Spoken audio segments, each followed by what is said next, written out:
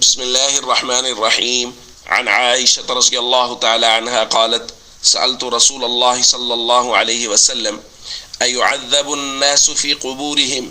فقال رسول الله صلى الله عليه وسلم: عائذا بالله من ذلك. رواہ البخاری۔ سید عائشہ رضی اللہ تعالیٰ عنہ بیان فرماتی ہے، میں نے نبی کریم صلی اللہ علیہ وسلم سے پوچھا، یا رسول اللہ، کیا لوگوں کو قبر میں عذاب ہوگا؟ آپ صلی اللہ علیہ وسلم نے فرمایا: میں اللہ کی پناہ میں آتا ہوں قبر کے عذاب سے۔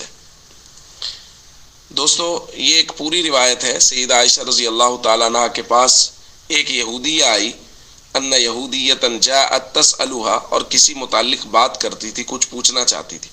سیدہ عائشہ رضی اللہ تعالیٰ عنہ نے اس کو بتایا۔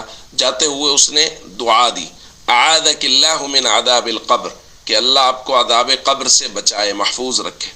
سیدہ عائشہ رضی اللہ تعالیٰ عنہ فرماتی ہیں کہ میں نے نبی کریم صلی اللہ علیہ وسلم سے پوچھا، یا رسول اللہ صلی اللہ علیہ وسلم، کیا عذاب قبر ہوتا ہے؟ یعنی لوگوں کو قبر میں بھی عذاب ہوگا؟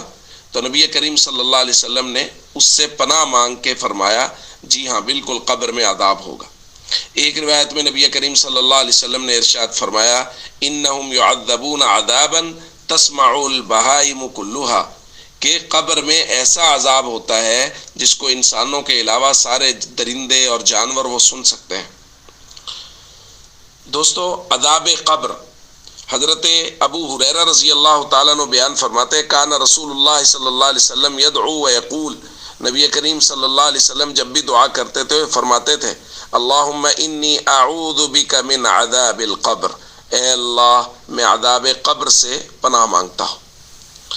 تو دوستو، یہ آخرت کی منازل میں سے پہلی منزل ہے قبر۔ تو قبر کی تیاری، حشر کی تیاری، اور نبی کریم صلی اللہ علیہ وسلم پناہ مانگ رہے ہیں، ہر دعا نماز کے بعد پناہ مانگ رہے ہیں۔ سید عائشہ رضی اللہ تعالیٰ عنہ بیان فرما رہی ہیں کہ نبی کریم صلی اللہ علیہ وسلم بار بار پناہ مانگا کرتے تھے۔ تو ہمیں قبر کی ہولناکی اور وحشت کو سامنے رکھنا چاہیے، اور ہمیں یہ بات ذہن میں رکھنی چاہیے ہر وقت کہ ہم کسی بند کمرے میں، اندھیرے کمرے میں 5 منٹ رہیں تو ہمارا سانس پھولنے لگتا ہے، ہمیں وحشت ہونے لگتی ہے۔ تو قیامت تک اپنے اعمال کی بنیاد پہ ہم نے اپنی قبر کو روشن کرنا ہے، اگر کر سکتے ہیں تو اس لیے اپنے اعمال کو درست کریں اور ہمیشہ اپنی قبر کو سامنے رکھیں۔ السلام علیکم ورحمۃ اللہ وبرکاتہ۔